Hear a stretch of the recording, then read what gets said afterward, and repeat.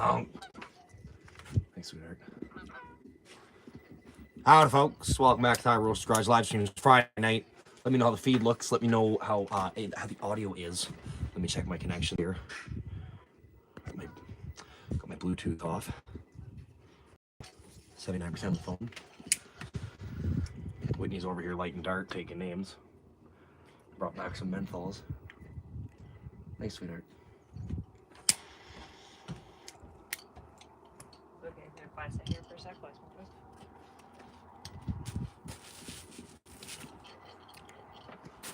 Cannot begin the stream until we know how the feed is. Oh, hey hos, there's Elliot Ward. How's it going, Elliot? Them old menthols. Literally, these are the Marlboro menthols. They're so good. They're fresh. Fresher than my ex-boyfriend was. He was pretty fresh. I went to explore Mammoth Caves down in the in Kentucky there. Buddy's like, hey man, I'm gonna take you. We got the longest cave. It's right in my backyard. It's the deepest, longest caves. I'm like, clearly you haven't seen my ex-boyfriend's rear. Damn, that shit slaps. They're good. He's getting the menthols from America. Anyways, tonight I'm pretty tired, resting up here. I'm trying to catch up on sleep. Through the whole LS Fest, my time in Kentucky, I was like basically, sleeping 1 hour a night, maybe 4 sometimes. Just watched Sean Blah video last night. I'm in there near his magical place. Dope. Hope you enjoyed it. The video did pretty well compared to what I've been getting lately on views, and people seem to like it, but problem is I just went full slapper with it. Like I'm like demonetized on that video, tried to fight it because I was like, it's like I tried to claim copyright free content because it was playing in the background as background music, but I didn't win that lawsuit against, or not lawsuit, but copyright claim against YouTube. What's up, my KFC bro? What does KFC bro mean? Yeah, so I don't know, I'm just kind of hanging out tonight, chilling, trying to relax, recover on sleep, live life. How's that, Whit? Whitney doesn't really smoke much, but when you bring the menthols. Hey, Harry. Well, I was in Kentucky. I kept saying everything was Kentucky Fried fucked. Home now, though. Just working on slappers, working on some edits. Was gonna do the burnout tonight for the new patrons, but didn't get a chance yet. Waiting for Buddy to show up. He's got a Camaro, an old Z28. He's gonna do a big filthy burnout in, so I think I'm gonna line up my Z28 beside his, and then we're gonna do a burnout together. Yeah, LS video's dropping soon. I'm working on it right now. I'm probably halfway through it. It's actually pretty fun. I don't know if I should open it the way I did though, because I'm trying to get a Holly sponsor, and I open it and I'm like, welcome to the largest gay pride festival on the planet, otherwise known as Holly LS Fest, and then I shotgun a beer in the ground, so I don't know if that was the best idea, but all they'll do is, I think the last time they got, my buddy told me about a buddy of his who got a sponsor for them, and all they said was take off some of that crazy stuff you're doing. So I don't know. I might have to like certain things. I don't know. I got to talk to the guy and figure it out, but I'm trying to get a Holly sponsor. I almost said border check video. That one's coming. Yeah, the border video's coming. That one's pretty good. I don't agree to the terms and conditions. A lot of nopes were said there. Remember all the beers you shotgunned during the Freedom Convoy? Yep. I shotgunned a bunch at LS Fest, so the video I'm focusing on, like 90% of the footage that I'm putting in the video is like me not being blasted drunk, but like the last part of the night I was filming the intro and I was shotgunning beers and doing different intros, trying to get the best intro, and then I probably shotgunned like 8 beers, so it's not. And then we're supposed to go the next day, so I was enjoying the first day of Holly LS Fest, and then I was going to go the next day, and then we got rained out, so we only got one day LS Fest, unfortunately, but we had good times. Went to some street racing, stuff like that. But yeah, LS Fest video, I'm halfway through it, and we're working on her, getting her done. Viral marketing. Yeah, Peg is, Peg censors all this stuff. He has to, because then he'll lose YouTube, which I'm doing now. I'm starting to censor all the swearing in my videos and stuff. Learn a thing or two from him. But like, you put your uncensored content on Patreon. I haven't had the chances. I'm so backed up on editing for my main channel that I am going to be releasing all my uncensored stuff on Patreon for the patrons on there, because as you see on Zip Ties and Buys Pies channel, he had to stop swearing and stuff because they're they kept demonetizing his videos and stuff because he's like chain swearing. I don't even swear that much. 99 beers and no down, short-term memory, huh? I don't know. I don't know. I have memory issues. Sometimes. I got one ute in the video. There was a video, one blue ute. Can you close that door, Wet? I got one ute. I got a blue one, a really nice one, but I actually seen a Holden wagon for the first time, which kind of blew my mind. I've never seen one of those.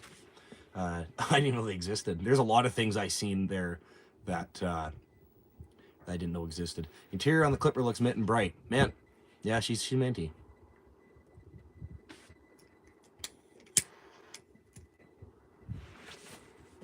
I got my sub Clipper down at my buddy's place, down at my buddy Justin's place. Shout out to Justin from High Tech Redneck. It's stored down at his place right now because we're going back down to the Coots to do some vibing and hang out with him and film some videos with him. And, you know, he's on Rumble. I'm also on Rumble. Yeah, you can go check me out on Rumble. All my videos that I upload here simultaneously get uploaded to Rumble as well. Thank you so much for the ZT and BP hip hop tip. Been pouring Kazu sauce to his channel ever since. What? ZT and BP hop tip. I don't know what that means. I'm sorry. Howdy from Nova Scotia. Howdy, Adventures with Gypsy, Hong Kong. What do you guys want to talk about tonight? Ask me some questions. I'm fairly out of it today. I'm tired, but... Oh, zip ties and bias plies. Yeah. Thank you for the ZT hop tip. Yeah. So good. It's such a good channel. Guy is wild. Wilder than my ex-boyfriend. Love the I got a big one rides, bro. What is that? I got a big one rides, bro. What does that mean? Daniel H? Clarify. What is that? What does that mean? I hate left YouTube. I always watch Rumble if not live. I don't know if my live streams, they get uploaded to Rumble after. I don't know if they go live on Rumble or not, but you're gonna be messing the internet soon. Limited service. Have you heard anything? I feel like that Rogers thing that happened, like let's put on our tinfoil hats here for a second. I think that Rogers thing that happened, it's, you know, it's like it just goes out, and it's like, imagine that was like a thing. It just goes out, and everyone's like, oh man, my debit stream. The damage it did that day for people and their businesses and stuff. Now imagine if that happened, you know, on a large scale, and that was them like trying to, you know, kind of just get us into it. Who knows? Maybe everything happens, you know? Maybe it's just like, hey, this has happened, sorry. And then it happens again, like maybe a little bigger with a few providers. The next thing you know, it's just like one day it's like the whole freaking thing goes out and we have no internet. And they start moving in on us. Who knows? We don't know. People say you're a conspiracy theorist. They're like, oh, that would happen. It's like, dude, you don't know that. You didn't know that wouldn't happen. How do you know that doesn't happen? Thanks for the burnout. Yeah, okay. I missed last Friday's burnout because we were literally like planning for LS Fest, getting ready. I was editing Miles of Mayhem still. I was so behind on it.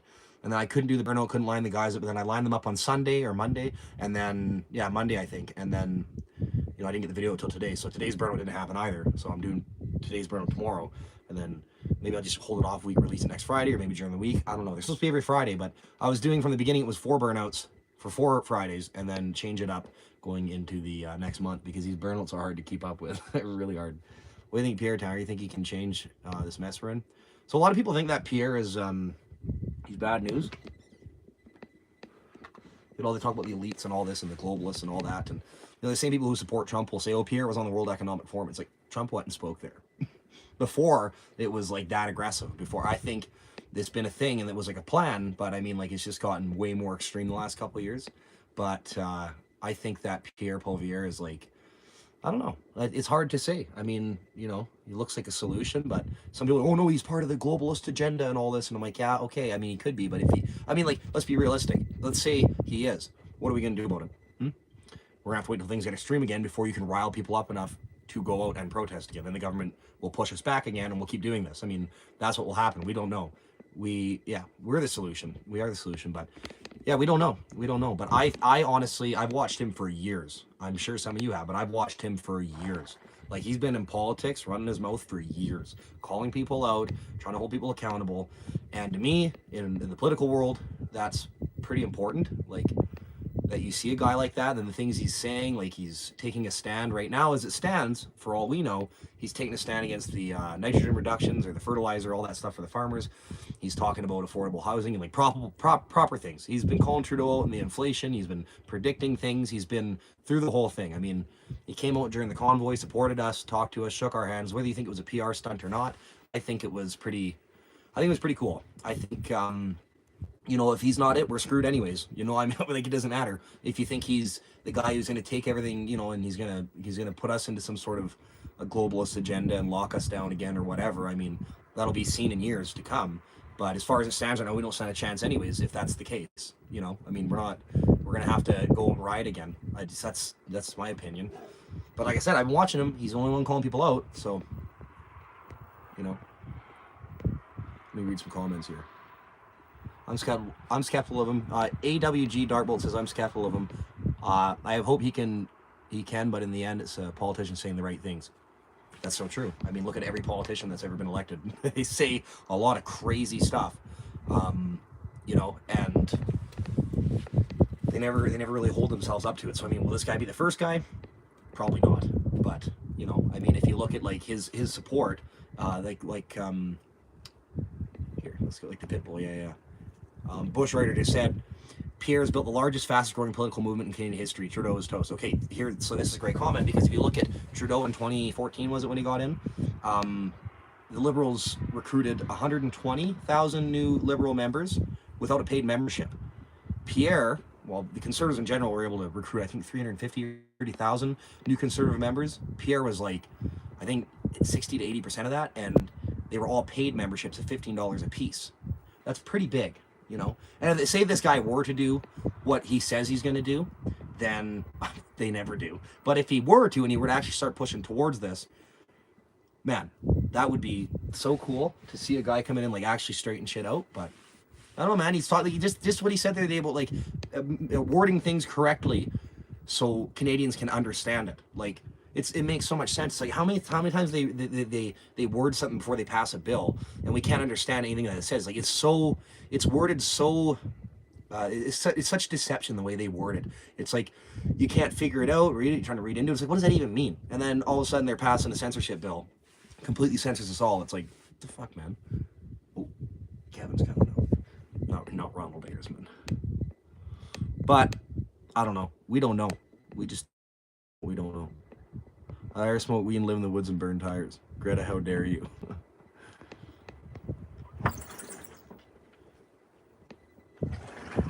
Hi, Kevin.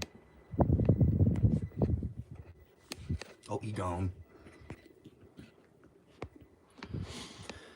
I'm some of the words in the end. To see action, I don't think I'm alone.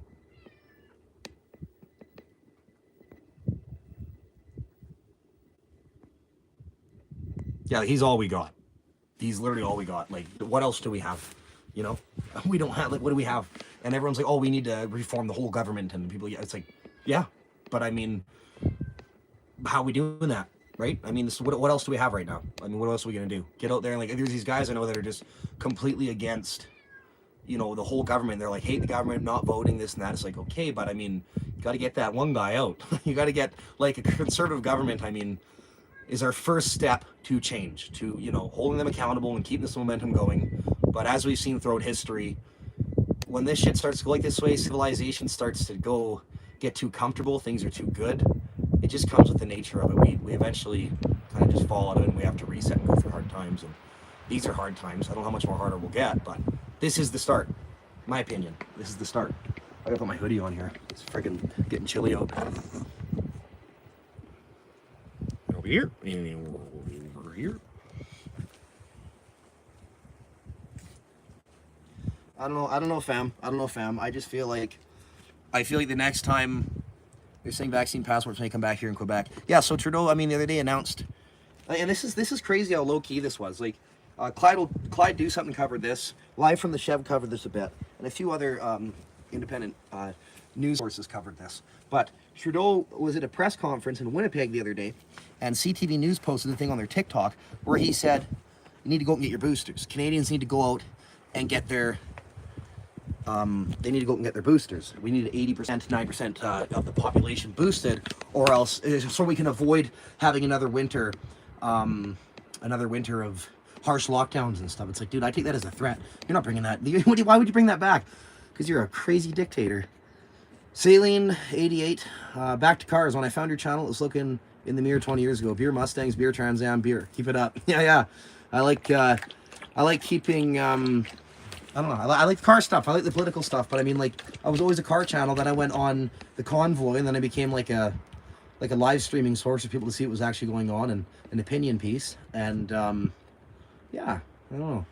Then I'm like, you know, when it was all over, you know, I want to keep the momentum going, but I mean, people have an attention span of like a freaking 2-year-old child, so it's like I just, not my audience. I don't know. It's like kind of everybody. I don't know. I just kind of love cars. I love cars. I love traveling. I'm trying to combine traveling with cars right now, and that's what I'm doing. I'm just kind of vibing, you know.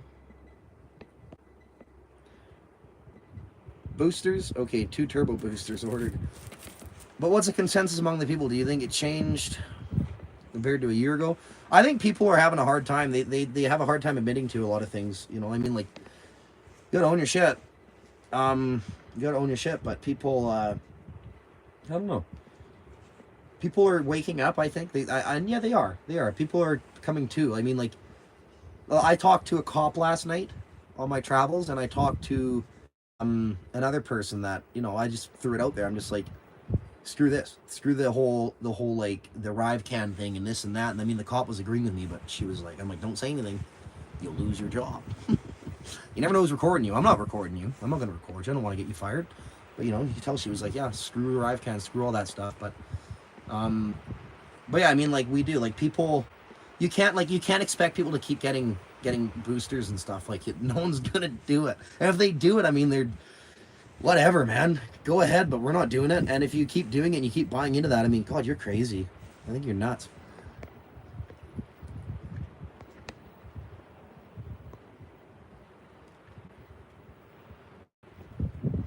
Yeah, I don't know. I want to do yeah, thanks, Greg. I don't know. I want to keep, like, I don't know. I'm trying to figure out how to combine travel content with car content. I think I did a really good job on it there, or at least I felt I got a good vibe out of it on my last video. What one was it? Heading south, or I'm leaving Canada.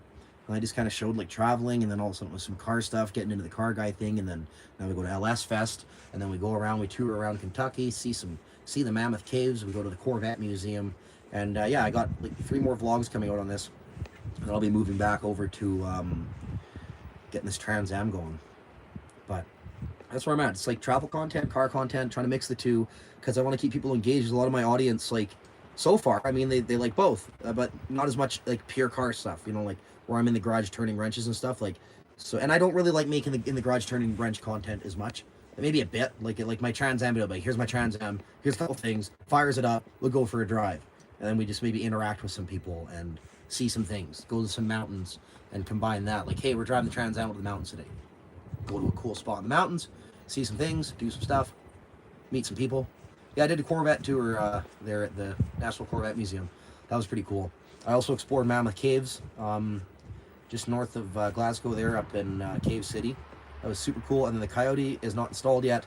That I'm getting to right away. Like, I really want to, I don't know, I want to try to get a sponsorship or something with Holly so I can rep their products on my channel and then, like, help me finish the Coyote car, because this shit's getting expensive, man. I've got too many cars.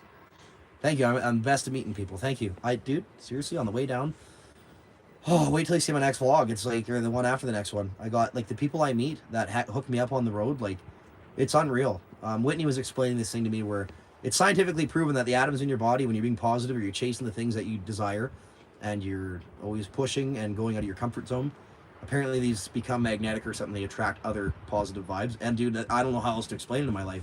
Like that guy, Jay picks me up on the side of the highway.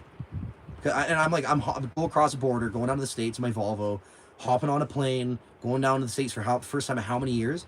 And it was like, it was pretty intimidating for me. It was going out of my comfort zone. As a few trips before that were. I've been traveling all summer, and it's like, I'm always going to my comfort zone. I'm always finding my way, and these things keep clicking into place and happening, and there's no other way to explain it other than following your dreams and you know, going out of your comfort zone. And this attracts other people like that, you know, plus the wisdom of, you know, not getting shitty people out of your life and knowing how to, you know, navigate, knowing how to pick up on the bad vibes and push them out of your life and bring in the good vibes. But yeah, it's really cool, man. Hey, Tanner, whose crack wagon were you driving? That's my buddy Tommy. So Thomas Rigsby, he's a sales rep at Holly, or sales, I can't remember what he is, but he does a lot of Holly sales for Holly Parts. And he invited me down there. And dude, he's let me drive all his cars. Like, I drove his supercharged Trans Am, 6-speed, roll cage, Kirky racing seat, had the Holly Pro Dash. Such a cool car, man. And yeah, he's super nice guy. And him and his girlfriend Jody let me stay at their place. And dude, they're so, the hospitality was just above and beyond.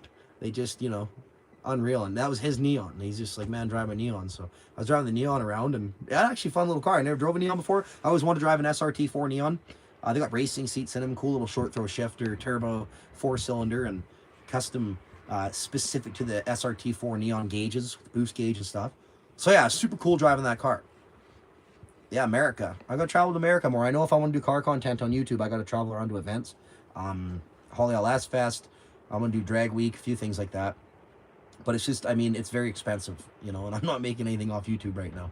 So, I mean, I'm going within my limits right now, but this winter I really got to buckle down and get back to work and make some money in my main business, because I can't keep funding this forever. But yeah, the Freedom Factory, Cletus McFarland. That's my dream with YouTube in Canada, is to create an environment for car folk where we can get together and hang out. Like just hang out, like be friends. I like positive people. I like positive vibes. I like people being happy. I like spreading the message of it. And I feel like I have potential with the way I handle myself and the way I get out there and the way I see the world. I have the potential to maybe someday create something like that. Maybe a place where car guys can come and hang out, and we can have our own little circle track or something, and a little, you know, little shootout drag strip, like a really short 200-foot shootout little drag patch or something. If I ever get big on YouTube where I have like 1 million subs or something and make enough money, I'll definitely do that. That's like my dream, man. But yeah, it's just, I would love to take the plunge and do it full time. And I have been, honestly, like all summer I've been going at this, and I'm behind on 4 videos right now, trying to keep up to them. But yeah, it's a grind. It's a grind, but I enjoy doing it. There's nothing I'm more passionate about than cars and filming. And just, I don't know, taking people along, showing them places, showing them people, teaching them how to go vibe, go on the side of the highway, putting my thumb out, hitchhiking, whatever, man. We have to get Tanner more viewers. Yeah, if you want to get me more viewers, shout it out. Share with your friends, family. I noticed down in the States, a lot of those people down there, they were shouting me out like left and right. They'd meet me, they'd find out about my channel, they'd go check it out right away. In Canada, it's a bit different. We're a little more behind in Canada. Like, I remember when it was big in the States to be a vlogger or something, people in Canada were like, it's kind of cringy, right? So no one in Canada was really a vlogger until like 5 years after it was a big thing in the States. So, you know, it's still like the idea of sharing and stuff like that. A lot of my Canadian friends, I feel like they don't do it as much. But as soon as I meet people down in the States, they're just sharing the living shit. They're sharing it on their profile. They're sending it to all their friends. They're like, oh, I got sent here because of this one guy you met at LS Fest, this and that. I'm like, whoa, dude. So if I were going to go to the States, I feel like it would be really good, because, I mean, like, honestly, dude, like when I was down there, I was shooting rollers. They were asking me. They were like, can we go out and film? They'd seen my videos. Like, can we go out and film? I'm like, you're asking me? I'm like, none, like hardly any of my Canadian friends do that. No offense or anything. I mean, it's just the truth. Like, I want to go out and film, but a lot of my friends don't want to go out and film. I don't know if they don't want to. They just, maybe I have to take more initiative and be like, hey, let's do this. But down there, they took the initiative. They're like, can we go out and film?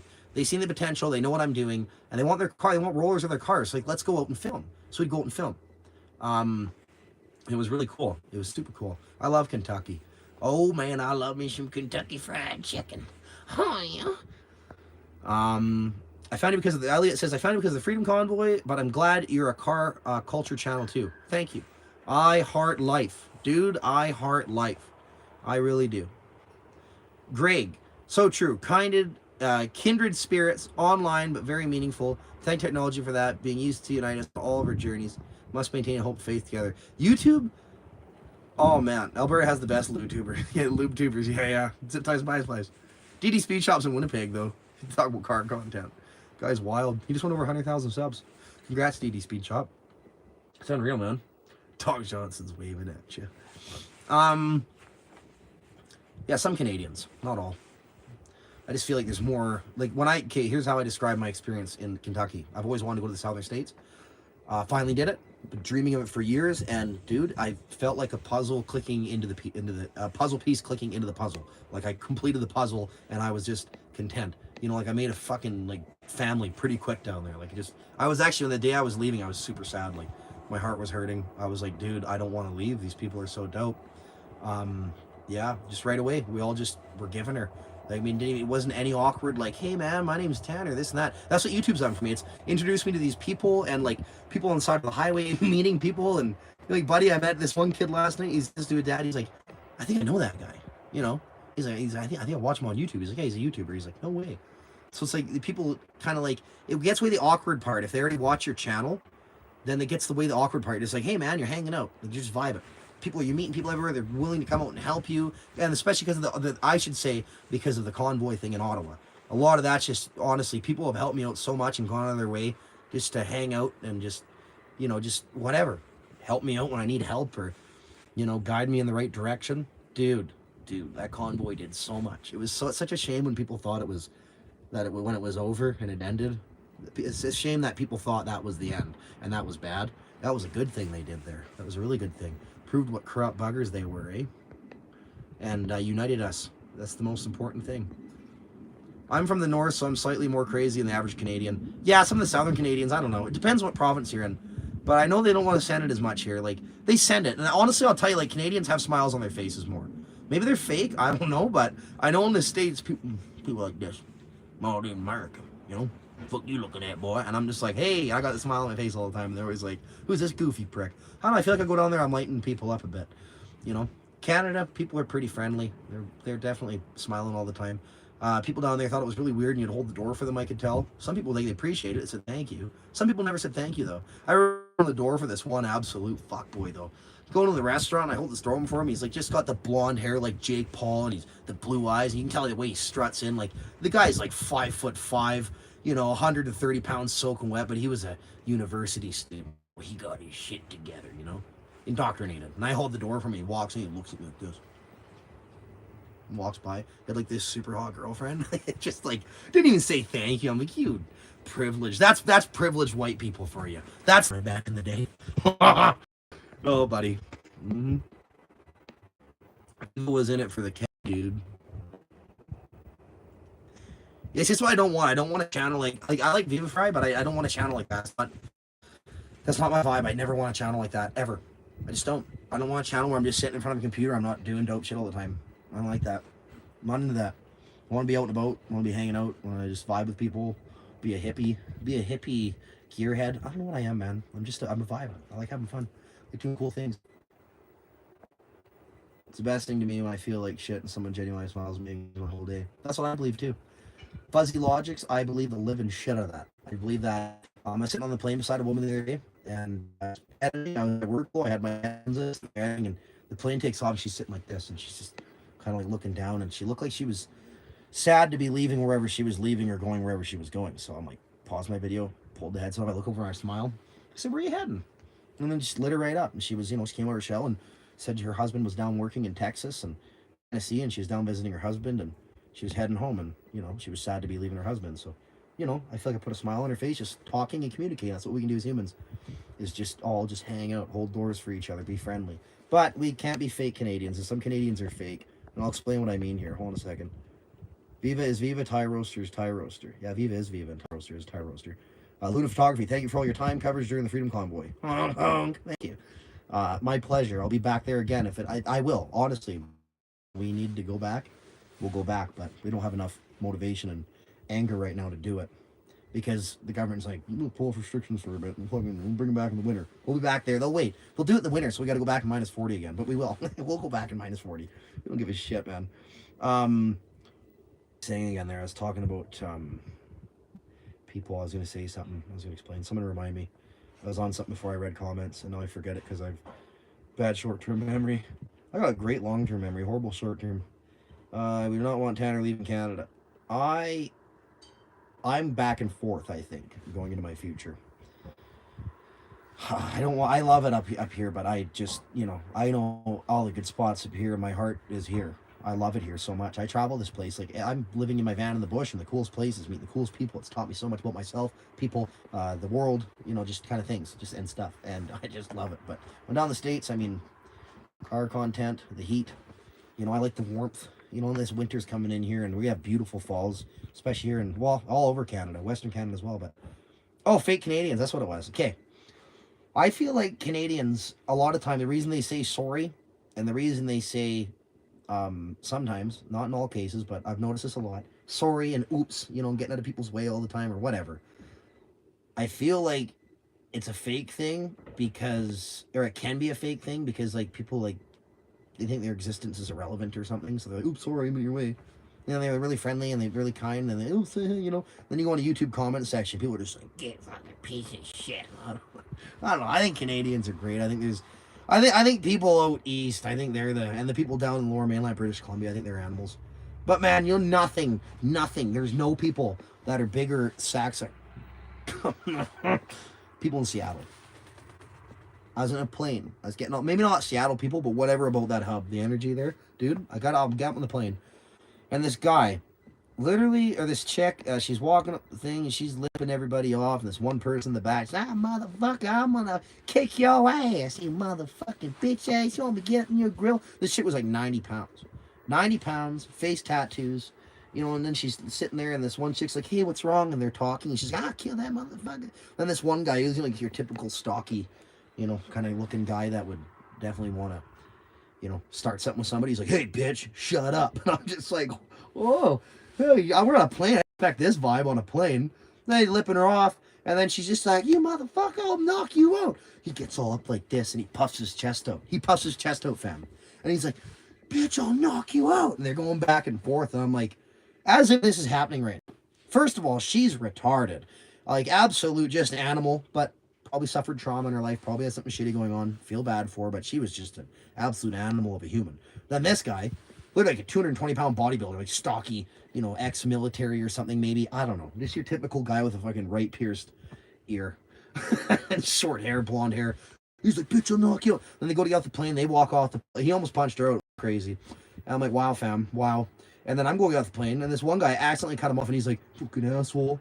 So I turn back and I look at him with a huge smile. I'm like, what'd you just say? And he's just like, I called you an asshole. So I walk down the plane towards him. We're holding up 30 people. And I'm like, what did you say? I can't hear you. I said, I can't hear you in the plane here. It's pretty loud. And I said, what'd you say? He's like, you're an asshole. I said, no, what'd you say again? I said, you heard me. I said, no, I can't, man. I'm deaf. He's like, I said, you're a fucking asshole. And he did his bag. I'm like, I got you to say it three times. I'm like, you're an asshole. So remember when you lean back on your chair and you flew into your chair like you're some gangster leaning homo? I said, you almost broke my laptop because it was laying against a chair. I said, you're the asshole. And I'm like, I said, fuck you, man. Got me right in his grill. But I wasn't like gonna fight him. I was just kind of being like a funny guy. And then I have people on the plane and are like, holy shit, let's get out of here. Then I go to the airport and I'm just witnessing like, oh buddy, I'm just witnessing people, like just freaky looking people, really angry people with like cheeseburger barrels and like tucked into their shirts the wrong way, like, or to their I was being judgmental. Let's just say that. But these people were like, they're angry looking, they're being really rude to each other, they're just being rude to the people in the restaurants and stuff. I'm like, what? It was a weird vibe. Like, I've been to so many airports, and like Seattle airport was a weird place. Really threw me off. Really did. It was funny, that guy, like, I just kept trolling him in the plane. I held up all these people, just pretend like I couldn't hear. I can't hear you, man. He's like, I full called you an asshole. Alice, stop. But he won't agree to a boxing match. He won't. He's an animal. I was picking up a vibe. I pick up vibes everywhere. I love vibes. Ooh. Seattle's turning the cesspool of America. Yeah, Seattle's nuts. Oh, it seems like a lot of stuff along that West Coast there. Like Seattle, San Francisco, LA, like all those places that used to be super cool places are just not so cool anymore because they're overpopulated. They got a bunch of angry people that can't afford to get by. Like truckers in America trying to hitchhike down in America is really hard. People are just angry. They don't want to pick other people up. They don't care about your story because these guys are making like $15 an hour trucking because currently Joe Biden's building back better. So these people are very angry in this right now, I think. And I mean, in Canada they are too, but not like that. But I mean, it's more affordable to live down. Like people in Kentucky were pretty friggin' friendly. I don't know. They're pretty nice down there. But I mean, like you make $15 an hour down in Kentucky, and you can buy for $160,000. You can buy a house on a piece of land, like with an acre or an acre and a half, for 160 grand while you're making $15 an hour. Where can you do that in Canada? Manitoba, I guess. You can do that in Manitoba. I don't know. All sorts of ways to look at things, I guess. I'm always all over the place. When you have Biden for president, everyone's cranky. That's what I'm saying. Biden's currently building back better. How's that going for him, eh? Shambhala vibes, dude. Yeah, you gotta spread the Shambhala vibes. Troll people, have fun. I don't know. I'm like hippie-ish, but I'm also like, I don't put up with shit. I'm not one of those people that's just like, man, just chill, dude. And I'm just like, what'd you say, you got my face? Never get punched out, dude. I can smash my face through drywall. I'm not even kidding. I literally, dude, when I was a kid, kids thought it was so funny because they all had those soft ass heads. Like soccer ball hit a kid in the face, he'd get knocked out. Soccer ball hit me in the face, I'd laugh. I'd throw it back at another kid's face. I used to take my head and slam fucking lockers closed with it. I'd slam my head into desks and stuff. Some guy punches me in the face. I'm like, I might not be a good fighter. I might lose a fight, but buddy, I can take a hit. I've been kicked in the head before. I'm like, look back at the guy. I'm like, that was a bitch move. he was like, he was looking at me like, he's like, how do you not get knocked out? I'm like, buddy, let me tell you a little something. I've been smashing my head through shit since I was a kid. I'm that guy that puts his head through drywall. Ain't no drywall's not a big accomplishment, but I'll put it through 3 pieces of drywall. San Francisco has a poop map. Yeah, San Francisco. I went to San Francisco. Oh, when I was in San Francisco. I was walking downtown. I was watching people poo in the street, and they're barbecuing on the street. I mean, they're homeless, but they're pooing on the street, like right at the sidewalk. You know, and these guys who run these towns are they're just delusional, woke, extreme lefties. You know, they're not doing a good job. And I mean, stats show it. Their homeless issues show it. You know, states like Texas and all that. I mean, they're proof of what you can do if you buckle down and actually have good leadership. You know, frontal cortex has, I don't know, what's calluses? Oh, calluses. Yeah, I know for sure. I definitely have. I've been building up for years. Smashed my head through shit. My head can take a beating, like, honestly. That's why I was on Danger Can beers are like, man. I'm like, I know, but no. Like, honestly, Danger Can's super soft, right in the middle of the can, very soft. It's like you know what I mean? It's hard to explain, but that's not hard to explain. The can is soft in the middle. And if you hit it like this, especially when it's down like this, the air pocket's in the middle. So you're hitting the air pocket. So what you're doing when you hit it is you're blowing the air pocket out the sides. That's why you do a proper Danger Can. It'll actually blow up both ends of the can. It's a technique. It's a trick. But everyone thinks you're like just rattling off your head and you're hurting yourself. You don't hurt. Actually, it might hurt somebody that doesn't have a thick skull like me, but I don't know. I have a thick skull, so I don't know what to do for a regular person. For me, I don't feel nothing. Now, is it good to do that to your head with rattling your brain around like that? No. Absolutely not. That kills brain cells. Can't get away from that. You're rattling your skull around. You know, you might not feel it, might not hurt you, but you're still losing brain cells. And you know what? Might be something I do best. Losing brain cells. Slow guy, we don't live in the city. We don't have a traffic light here. We got one traffic light down here in Foothills County. Well, where I'm at in Diamond Valley, we got one traffic light. Everything else is 4-way stops. That traffic light's just a waste of time. Just get it out of here. Get it out of here. What are we paying taxes for, bro? Yeah, Manitoba's housing prices have gone insane. I paid like 10 grand for a house in Manitoba when I was younger, and like that same house would be worth like 140 right now or something. So yeah, pretty crazy. Pretty crazy. But I mean, they were always underpriced back then anyways. But I mean, that's what a house should not be, you know, like half of your income per month. They don't want people to be free. They don't care. They don't want you to be free. You know, like back in the day, my dad, he always tell me about back in the day, you could work off one income and, you know, the old lady could stay home, take care of the kids and hang out. You know what I mean? I'm losing brain cells as we speak. Prices are going back. Yeah, I don't know. It's just crazy watching people. It's crazy watching people. You know, like what happened here. They were like panic buying. They were buying houses $20,000 over list with waiving the house inspection. That's like insane. Like, why would you do that? You know, and then like why we were trying to buy an investment property last year, and we're like, I can't compete with that kind of stupid. You know, and all these houses are coming back down. It's like people panic buy and they buy off hype, they copy other people, and they just listen to the news too much. Same with the toilet paper thing. The only reason toilet paper got under control is because people started doing it. For some reason, it's just a fluke. Just like Bad Baby getting famous, like Miss Catch Me Outside. That chick getting famous, or the Island Boys, that's all just a fluke. That's just like something lined up correctly and they went blast off like a rocket. That was the toilet paper thing. That was the housing buying 20 over list thing. Dude, that's what it is. It's just like a fluke thing, and then the media gets a hold of it and spreads it, and it just turns out to be a complete shit show, and everyone buys into it. Like, yeah, Island Boys, dude. How else do you explain that? Look at the Island Boys. These guys are nuts, man. why those guys are famous? Why did Bad Baby get famous? You got a guy like me out here grinding, making premium content, going out there filming things, having a conversation. I'm pretty well thought out. I'm like, I would consider myself a semi-intelligent person. I try to keep up with things and, you know, I try to analyze things all the time. Then you got some complete, just absolute animal of a human. Doesn't know their own fucking hand from the back of their head, and they're just like, you know, and then they get famous. It's like, yeah, it pays to be stupid these days. It really does. Honestly, it does. If you the more aggressively obnoxious you are, buddy, you'll get big. You got to be obnoxious. I live in BC, can't afford beer. Yeah, beer is really expensive in BC. It's getting more expensive in Alberta here, but definitely British Columbia's got some pricey ass beer. Everyone knows chemtrails? Nope. Well, everything's expensive right now. Brunswick, wherever you are, like, it's all super expensive. It's crazy. I'm looking at our government. They're, you know, Trudeau's famous quote. The budget will balance itself. Okay. Okay, man. Sweet. These politics are ridiculous, man. These guys, it's who runs our country and who you let in. Like, you know what I mean? Like, it's crazy, dude. Real honest truth. Peace, brother, from Ottawa. Traveled many places around the world. I perceived everyone as the same. It all depends what energy you send out. That's true. Love all is the best. Yeah, I believe in that too. I go down to Kentucky and I meet people and, like, I mean, more America vibes, like more like we get along easier, but like for the most part, like people in general are willing to help out people and hang out with people. And if you're a kind person, they're a kind person. I don't know. They attract. I think. Try to make your own beer. More sugar, the higher the alcohol content. Maybe I will. So Tanner, what do you want to be when you grow up? If we ever do, I want to be an engineer, like a train engineer, like a guy who pilots a train. That was my dream. And then I got older. I'm like, I don't want to do that.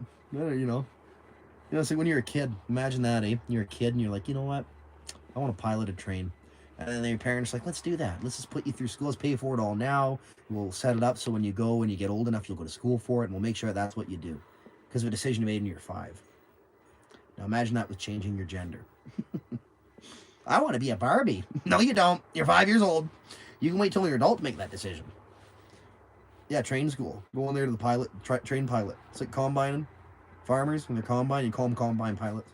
Train school. What do you even do for school if you're to be a train pilot? What would that be? What would you get? What would you go to school for?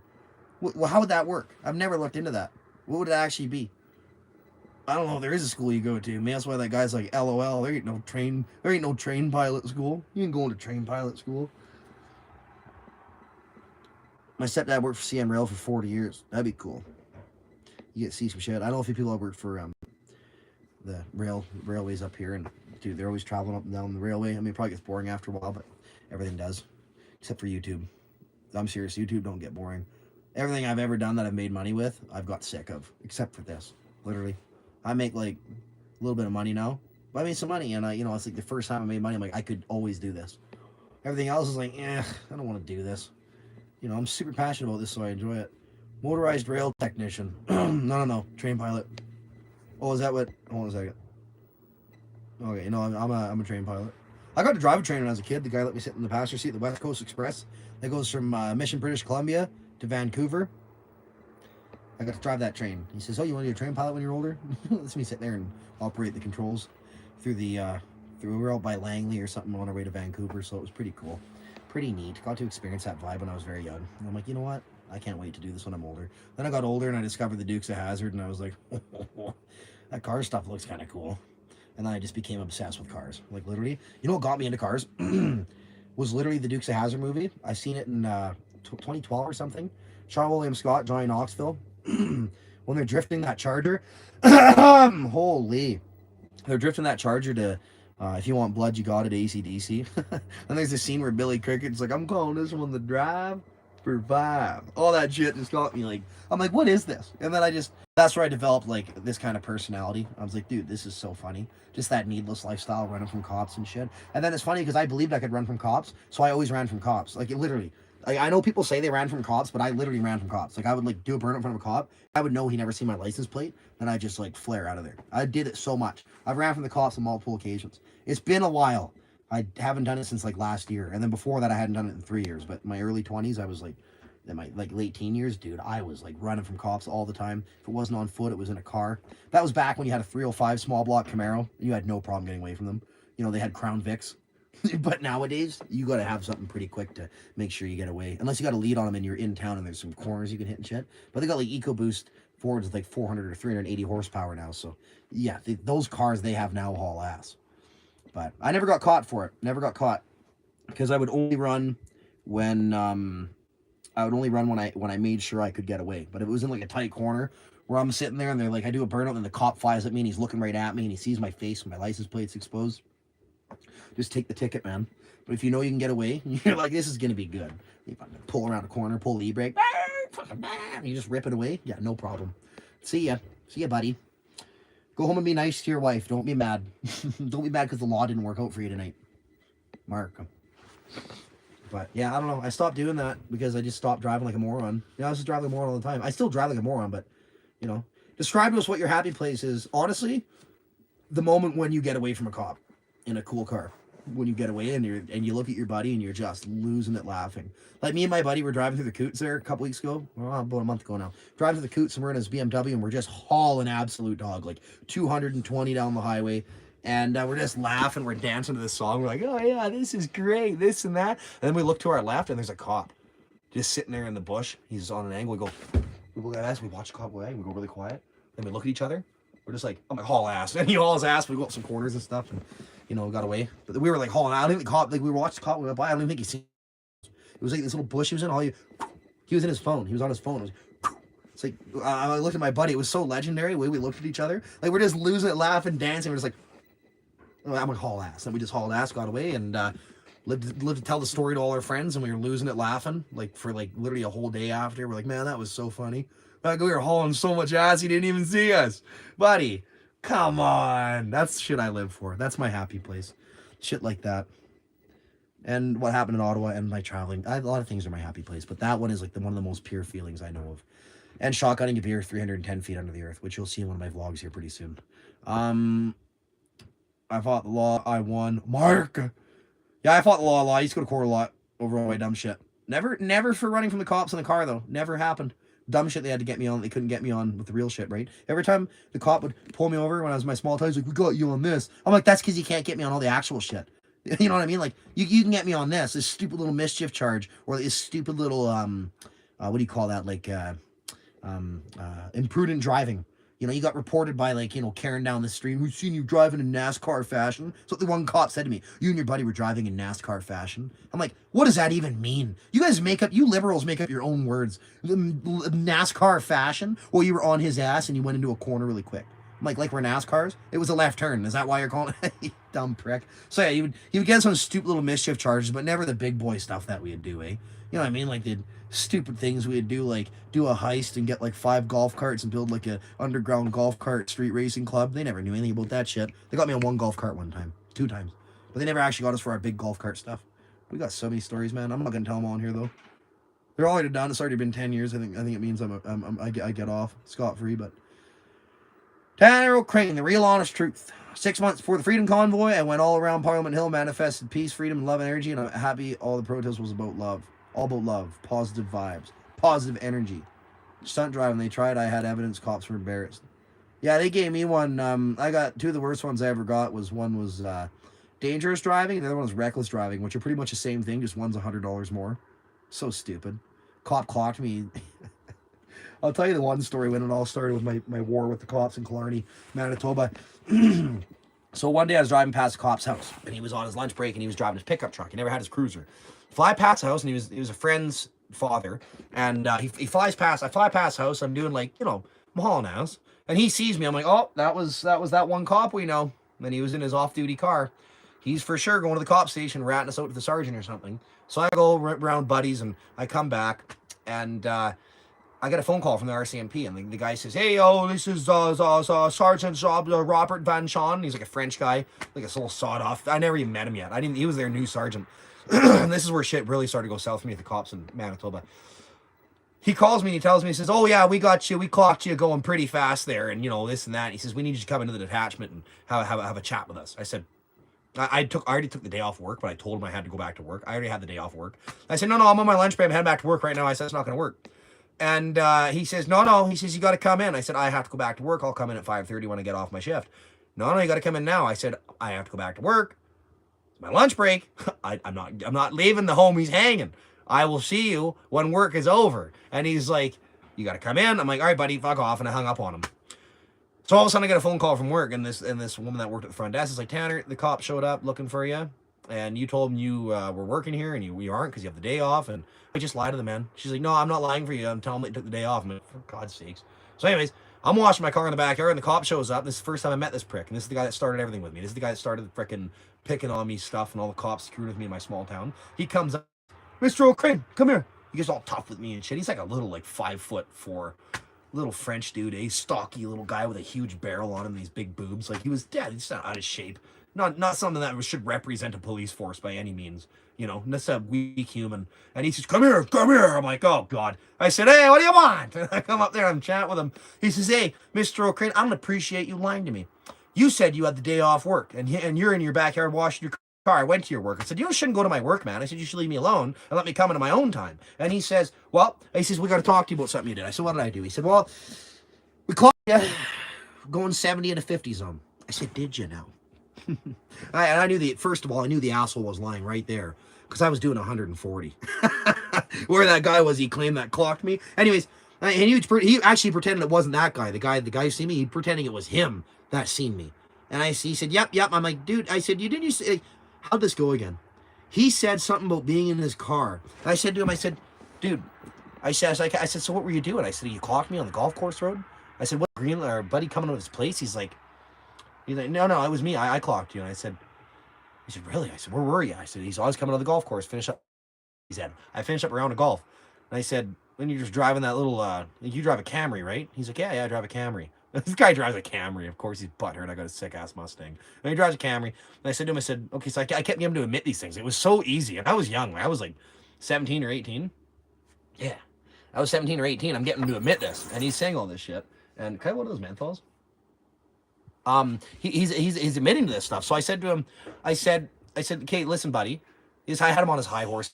Yeah, man, you got me and this and that. And I had him up on this thing where he was just on this moral high horse. And I said to him, Kate, see, asshole, this is where I don't appreciate you lying to me. And his face was shocked that I called him. I says, he was so shocked. And I'm just like, I don't appreciate you lying to me. I said, you saying you clocked me in your Toyota Camry?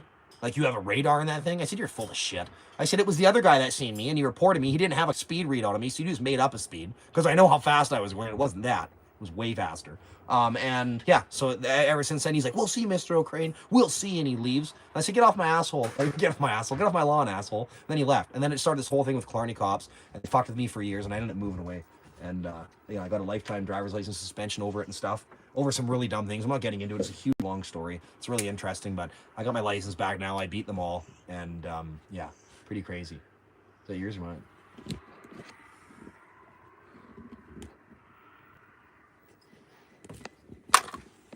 But yeah, so I got this war with the cops, and I started having fun running from them. So funny, though. We clocked you doing 70 and a 50. I'm like, I was doing 140, asshole. I know what I was doing. RCMP sounds so amateur. Kind of does, eh? So does City Police. I don't know. There's good cops, man. I know some really good cops, but we're in a small town where the guys go straight out of their camp, or their training camp. They go to in Regina. And, yeah, we had like the guys who started out there, so they were assholes. They were just like trying to prove themselves and get up the ladder in the RCMP. So it wasn't good, and I put them in their fucking place. I really did. I remember the day I got my license back and I rubbed it in that car. Oh, dude, that sergeant, he had the whole force. That's when I had to move. It got so crazy. I got my license back, and he was like, he caught me driving, and he's like, "Oh, Mr. O'Crane, you don't have a license. So what are you doing here?" And he had a big smirk on his face, like he's about to tow the car and like arrest me and shit, give me a big fine. He was so pumped that he caught me and pulled me over. And I said, I actually pulled into my backyard, and he flew up in his cop car. He see me in my yellow Camaro. And I'm like, let me go inside and get I got my driver's license back. He's like, no, you didn't. I said, I got my driver's license back. I'll show it to you. He's like, that won't be necessary. And then oh, dude, it was so crazy. Yeah, out of that story. Hence why I bucked the roadblock to begin with. Good times, 20s, with a dash wish. Now I'm 40, looking at my dad with 2 kids, high school. Yeah, I gotta have kids that will maybe straighten me out a bit. We live in Learn. And then Tanner, Root, and Toot, and Pot Gun. Where's the Firebird? The Firebird is in the garage. Actually, now that I've been down in Kentucky hanging with the Firebird boys, I'm inspired to get that car going for the last stint of summer here, going into fall. And all I got to do with that Firebird is go out there and turn the key and fire it up. That's it. Seriously, I got to put some fuel in it. I got to put some fuel in it. It's got fuel stabilizer, older fuel. But yeah, the engine's in there. I've just been letting it sit because I've been traveling. I literally finished that car 3 months ago, or 2.5 months ago. I finished that car. Like, it is really ready to turn the key and fire up and drive. Everyone's like, get the Firebird done. I'm like, it's technically done. I just haven't driven it yet. It's been done for months. I just been running around doing other things, working on other cars and stuff. And my main priority in life and my main passion is just vibing and traveling around and having new experiences and trying to stay intact with my inner child. And sometimes I get a little annoyed being in the shop, especially in the summer. Especially after Miles Mayhem, getting that Camaro going and stuff. And that's another reason why it's not going. Miles Mayhem was a big commitment, especially the videos. Like, I mean, God, I spent, a week getting the cars going, trying to get that big block and Paula swap going. And then I spent another bunch of time on that Camaro. And then I spent all the time on the road filming and stuff, and then editing. I mean, I edited for like a week or two after Miles Mayhem just to pump them videos out. And I made $50 on the videos. I spent thousands of dollars going to Miles Mayhem. I had $50 in the videos, so that's good. I'm doing what I love.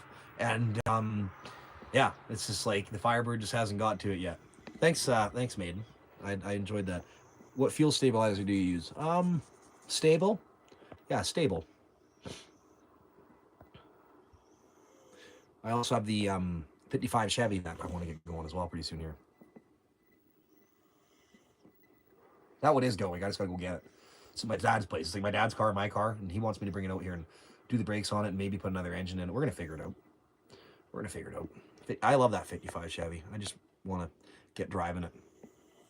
Red stable. Yep. Yeah, there you go. The red stuff. The main red. I'll put it in there in the winter. I never used to put stable in my cars, nor did I ever put my batteries on trickle chargers. I was so stupid for so many years. Just not paying attention. Well, my battery did. Won't hold the charge now. Well, because you killed it and just sat all winter with a complete drained battery. Yeah, this couch is dope as shit. The legs aren't on it right now, but it's got eagle talons sitting on like a big crystal ball. Super cool. 55 Chevys do rule. I like 55 Chevys.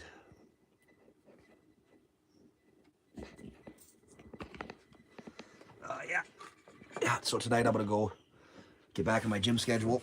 Get working on that car. Get working on some videos here. I got a lot of videos I'm behind on, but I like to catch up on my videos, man. I got a video from the whole LS Fest one I'm working on now. Then I got a video vlogging around, having an adventure, hanging out with friends, showing you guys around some cool places. Then I got a vlog I'm doing on picking up my new car. And then I got another vlog I'm doing on... Well, it's not a vlog. It's actually an educational video on how I film. And it was one I filmed back when I sold the Cobra, and I filmed a big a video for a transport company, and I actually show you how I go out and film and how I do it. And I've been wanting to do one of those videos for years, showing you what gear I use, how I operate the drone while I'm driving or while someone else is driving, how I operate the cameras, just how I get shots and how much goes into it, like what I have to do to be on the ball. And this gig I made like $2,000 on going and filming for a transport company for the day, and they loved it. You know, I went out and did like a Smokey and the Bandit type video. It was really cool. And I made a video on that. I just haven't got around to editing it because I've been doing so many other edits, and yeah, I'm just getting behind. But it's also nice as I have saved up content for like 2 months or like a month, maybe a month if I upload. But I'm also making new videos all the time, so yeah, it's just kind of a grind. Just kind of a grind. It's getting chilly out here now, though. The leaves are starting to change color. Thanks, crying hippie.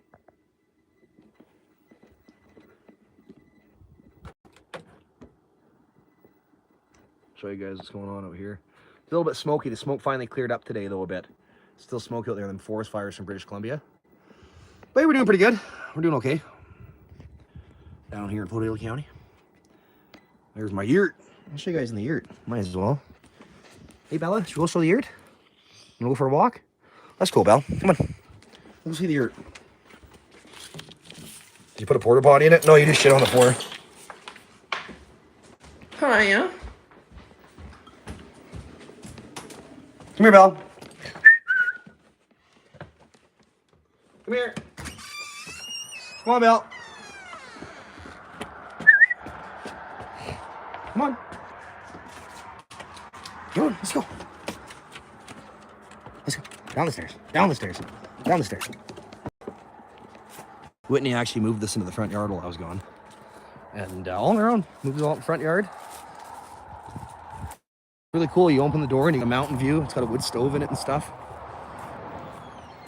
Come here, Belle. Bella! Come here! Fucking Heineken.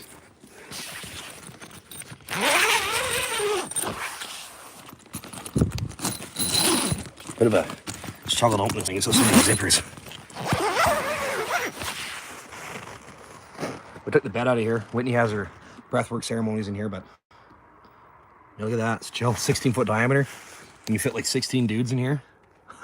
Kidding. Yeah, thick ass canvas. This is the big boy one. This is by Canvas Pro or something. Who is this? Who makes this one? Canvas Camp. Yeah, some of the better ones. You pay a bit more for these, but they work really good. Sometimes we have lights strung up in here. We got like a projector that shows stars and stuff. Super cool place to vibe. Super cool place to host people. Do some magic mushrooms. Do some psychedelic stuff. Have a good time with your friends. You know, where'd I put that beer? Heinekens. Come here, Belle. Come here. Hey, come here. Come on. Let's go. Let's go.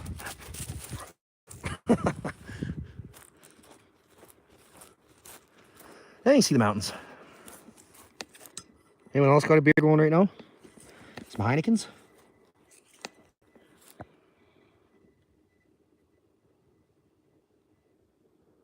No, it doesn't have the removable top. It's got the what do you call it? It's got the sides come off. So you can pull the whole sides off and you have it wide open, like it's a canopy. It's pretty cool. Stretch.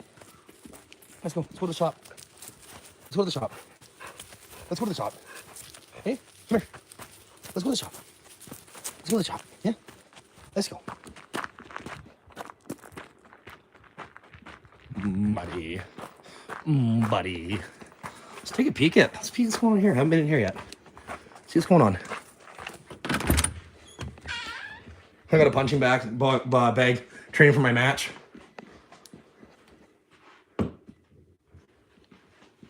I go down to the States and I gotta grab my friggin' splitter for this car. Dude, I'm excited to get this thing back on the road.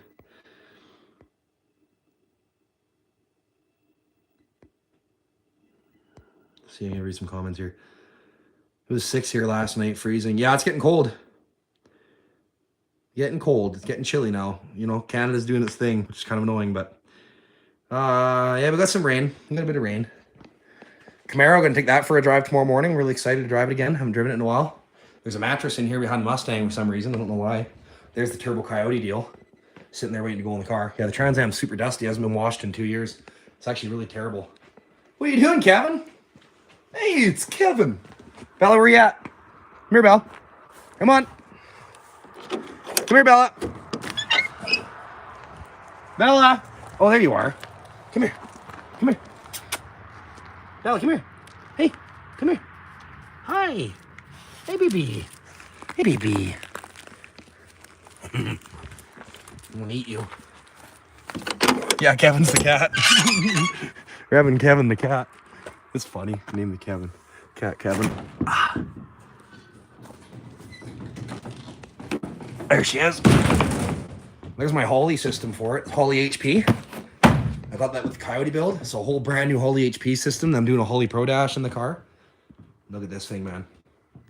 I'm beyond excited for this. This car is so cool. It's got a 10-point roll cage in it. It's got a racing seat. I'm going to keep all of it. I'm going to cut that dash on. I'm doing the Holly Pro Dash right there, but I don't know if I'm doing the 12-inch or I'm doing the 6.8. I'm doing the 6.8, I think. I don't know. Maybe I'll do the 12. 12 will cover all the factory gauges and leave it all in there. But I love the red too, yeah. 10-point roll cage in it. Look at that cage, man. Really nice. It's got low miles on it. It's been garage kept its whole life. It's got a couple paint flaws because of a few things. But for the most part, it's a really clean car. Really clean. And that's getting a 2011 5-liter Coyote with an 88mm single turbo and a whole a big old Holly system to run it all. And then my tire collection in here is getting a little aggressive. So plywood and America. Plywood and rubber. It smells like country thunder. Yeah, dude, look at this car. My car homies. You wait, this thing's gonna be so cool. I'm taking my time on it, but it's just, look at the paint on this car, dude.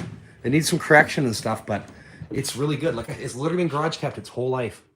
I paid $5,000 for this roller, which, I mean, some would say that's a bit much, but I mean, find yourself a clean, you know, 2-owner car that sat in a shop its whole life. The only thing is, see the bumper? It's got some cracked paint on it like that, so the bumper has to be redone. This side as well. So what happened here is the bumper support's been taken out of it because it's a race car. So the bumper is sagged, so it has to be brought back up. But when you push on it, you can feel it cracking the paint in some places because all the bumper support's been sitting. And what did the kid think of his new Camaro? Camaro. Yeah, she's minty. Brand of Manitoba. It's got a little ding here. I don't know why this ding is here, but it's got a little ding right here. So a little bit of PDR there should hopefully fix that up. You know, and the wing, I don't know, it's like someone's been leaning on here, but it's got some scuff paint here. So the wing probably needs to be repainted as well. But look at that, man. Ooh, buddy. I love the red. High frequencies, bro. 10-point roll cage. Got all this stuff in here to put it in the car. I don't even know what's in here. I know there's a lot of stuff. I bought everything pretty much. Like, I have a bell housing for it. I have a Cobra T56 6-speed. All sorts of stuff, man. This car is going to be, like, probably my favorite car when it's done. Hands down. Big turbo, roll cage, Holly Pro Dash. Just sitting there waiting for a day. Big set of meats in the back. You betcha, Jimmy. You betcha.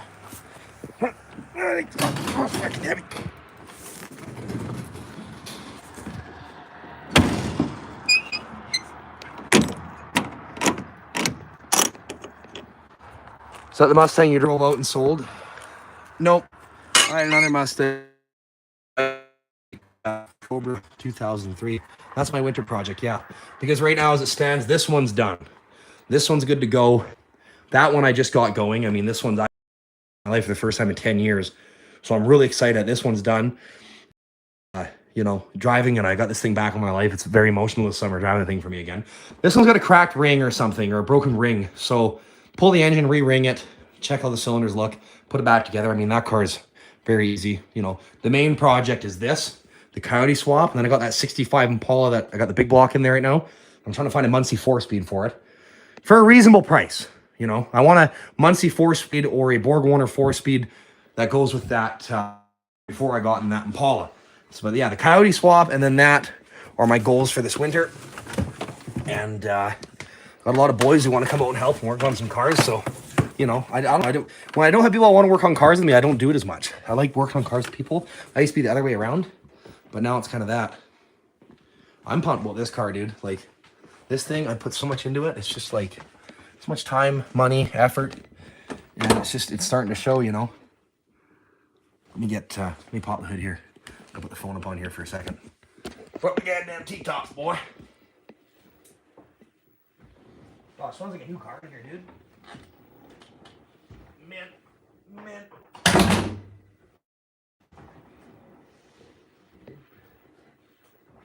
Does this stream? Can I put flash on? No, I can't. Look at the new Sparkle racing wheel in there. Quick release. NRG hub. Buddy.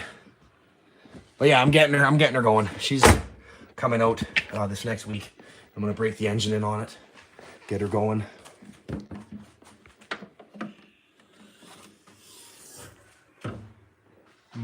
buddy.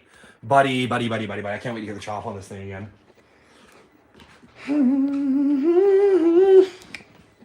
Anyways, probably start wrapping this up pretty soon here. We're over an hour. I said I'd try to keep to an hour on the live stream to keep to my word. With myself, that is. I know you all don't care. You'll sit here for hours with me. I'll do 4 hours. Bella, come here. That's where we're at. Questions? Any questions? What do people want to know? What do they want to see? What do you want to see on the channel? Where do you want to see me take this? What do you want to see me do next? What's some ideas? We hate the scripted crap. What's scripted? Who's scripting stuff? Who's doing that? Do you do all the work yourself? Self-taught? Yeah, all the work on the cars I do myself. Was it the Mustang you drove and sold? No, that was the white one. Stang. I thought it was a Stang you drove out to BC and sold them. No, the Mustang I drove there, it was a 2003 Mustang Terminator SVT Cobra. Or SVT Cobra Terminator. Bella misses that car. Don't you, Belle? You're a little lap pup. Mm-hmm. You're a little lap pup. Mm-hmm. Run for Foothills Mare. I should, eh? Yeah.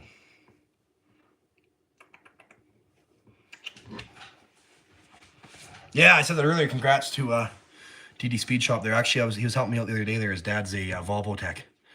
And his dad was giving me some walk arounds. That was pretty cool. Dan's dad's a legend. Guy's a friggin' beaut. Yeah, there you are, DD Speed. I see that. We want to see the big block Chevy's wave of the future. Yeah, dude, I want to get that Impala going real bad. I'm really excited for that build. It's like, I was going to collect some parts before I actually get into it. Because I got to push that car over here. Congrats, DD Speed Shop, for over 100K. I dream of being there someday. But right now, I'm happy where I'm at. I just need to just get some more avenues to make some money off this so it's more sustainable for me. Or I could do it in my day job, I guess, but I like doing this the most, so it's kind of hard. But yeah, maybe, I lied. That Trans Am is not actually complete. I have to put this in yet. This is cool, dude. That's a good idea. Challenge the biggest YouTuber to a race. That'd be funny. So this guy here, this is my Tilton Master cylinder for my Trans Am. Right now, it was, for some reason, the seal on the old one broke. It was a 7/8 bore. The old one broke and it was leaking, and I was going to run the car at that for a bit till I upgraded to the 3/16 or the 13/16 bore. So I figured out was that if you actually reduce the size of the bore with a dual disc clutch, it gives you better pedal travel and it feels less like an on-off switch. This is what I've come to understand. So I'm excited to see how this thing feels with the McLeod dual disc clutch in that car. So I got to put this in actually tomorrow or the next day. I'm going to take the car for its first drive because right now it has a stock one in it with a drill mod. I'm not really into that, but I was going to drive it like that for a bit anyways to see how it was, but we're just going to put that thing in. Yeah, challenge the biggest YouTuber to a race. That'd be funny. They all got good cars. I want to race Peg's dirty diesel there. Amphibian cars. I don't know if I'm that technical. I'm like catalog technical, you know. I'm ordering a clutch off of Amazon. A serious question: is it socially acceptable for me to scoot across the carpet like a poodle? Oh God, quit asking that question. I don't think that's socially acceptable. I don't know. Where do you live? Where are you doing it? Where's the carpet? Are you gonna drag your ass across the carpet like Parliament? Probably not acceptable. Nothing's acceptable at Parliament unless you agree with some far left liberal agenda. So if you're gonna go to where there's carpet, lots of carpet in Parliament, you go drag your ass there. They're probably not gonna think it's acceptable. In your house, you're an animal and on your own terms. Yeah, that's acceptable and that's acceptable. Maybe your old lady's like, yeah, honey, drag your ass across the carpet. And you're like, yep, you betcha. And y'all are just vibing on that. Acceptable is a loose term. It could mean anything. You know, will I drag my ass across my carpet here? I don't think that's acceptable. I think that's absolutely disturbing. Bella, come here. Come here, Belle. How much runway you got? That is a good question. How much runway do you got? How much room you got? That dart tasting like a nice cock sprinkled with peppermint. Yeah, the menthols. They are. They're like that. They're like that. I always describe smoking a menthol like smoking a pole. Why is the cat in here? Why are you in here? Get out of here, man. Charlie. Fuck Charlie. Look at this bastard. He thinks every time I open the garage door, he can come explore in here. Come here. Charlie, out. Charlie, listen, buddy. They don't listen. Like, this one's the asshole of the fam. He's like Grumpy Cat. He's got a really grumpy look on his face. Buddy, come here. Hey, you fat prick. Come here. Why are you in here? Get to the garage. Oh, there he goes. He's getting out. Yeah, see ya. You're all allowed in here. The cats always get really curious about the garage because it's a place they don't know and they're not supposed to be in here. Bella, come here.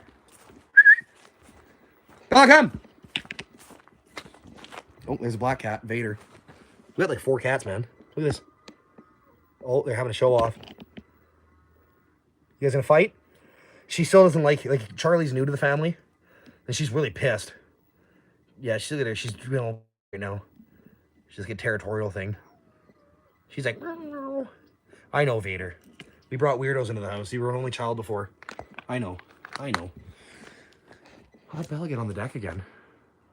Oh man, look at Charlie. Look at Charlie's face. He's a grumpy bastard. Hey, buddy. She doesn't welcome you yet, right? You're unwelcomed by the cat. Alphas. Oh shit.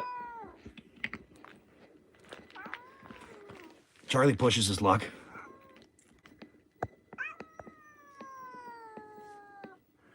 Oh, you guys are getting treated to something here. The North American alpha cat does not put up with shit. Yeah, that's right. I'm the alpha around here, bitch. She's telling her now she's in front of you. Mark! Let's get into this beer. All right, I'm gonna read some comments here. I just got distracted by the cats. Wasn't seeing the comment feed. What's going on? What's going on here? Oh, yeah. Go all the way back here, around the foothills. Thanks, dudes. You get Volvo back home. Usually I leave this stuff for my vlogs because that's why I'm like the live streaming stuff's hard because I'm behind a week on vlogs. So I'm like supposed to be the pump of like what I'm up to in my vlogs, and now I'm just like doing live streams. So whatever. But DD Speed Shop, what happened to the Volvo? So I talked to your dad. We started tracing problems back, found the spark issue. I started to realize it wasn't getting power to anything. It wasn't getting power to the mass airflow sensor. It wasn't getting power to the crank position sensor. It wasn't getting power to anything, like nowheres. So we started tracing it back to the ECU. We ran out of time, and you know, we figured it was the ECU. So what we did was we just left it there. He gave me a ride to the border, And I kind of went from there, and then I'm gonna go back down there. So this guy I met's an absolute beauty. I met him through another friend, I guess a guy named Mark from Manitoba. His buddy, who he knows, was like, "Hey, my buddy, he did the convoy stuff, and you guys can be buddies." And then all of a sudden, guys like got a semi and a flat deck, and he's gonna help me out and take up to a shop, and we're gonna go back down there and make some content. But for now, needs an ECU, and there ain't no ECU within the state of Montana, and there ain't none one coming quick. So I'm like, well, I'm gonna hang around here for a week waiting for an ECU, or I'm gonna go home and bang out some other shit. Volvo did not come home, and it broke my heart. Even though I woke up in the morning like, I'm gonna get this thing going. Maybe I could have fixed the ECU, but I don't know what the fuck I'm doing with that, so maybe not. I don't know. I only know what I know. Found him. His name's Dennis. He's 20th ranked Canada, type Alberta's biggest YouTuber. That's no cat, it's Grease Monkey. Hey man, it's Hayden. You met me in like March in Calgary. Oh, hey Hayden. Never meeting you there. Downtown. Send it, buddy. Welcome to the Awakening Show. Love the yurt, Tanner. It's pretty cool and cozy until you're in a indulge of rain for days straight. Yeah, they actually, those yurts, I don't know how they do it, but they get warmer when it rains. So in the fall when it's cold out, it's hard to heat that thing, but then it rains and it absorbs it and makes it like an insulating factor or something. It really insulates it well when it's wet, like my ex-boyfriend. I was hoping you would race in the Danger Ranger. What Ranger? Danger Ranger? What's a Danger Ranger? She's telling you now she's in front of you if she feels safe to negotiate. I guess she does kind of feel safe to negotiate a bit, eh? They're having a hard time. It's been like a month they've been doing this stuff. You'll be hanging out, you're sleeping like 3 a.m, you hear they're like screaming at each other. I come out, I'm like, shut the fuck up! And they just like scoot down to the basement and they do it down there. And I'm like, then it echoes louder because they're in the basement. And it's an unfinished basement with a cement floor. There's no carpet for James to drag his ass on, so it's just like, I'm like, holy shit, man. There's like a cat war in our house. And we got this kitten now. And the kitten's triggered, and they're triggered by the kitten. Bella's scared of the kitten. Bella's a big dog, or a medium breed, and then they have a kitten this big, and the kitten jumps in the bed, and Bella just like hauls ass away. Maybe it's because Bella knows she'll eat the cat, and she doesn't want to do that. Yeah, kind of like Kevin. Just shitting on the floor, and he shouldn't be.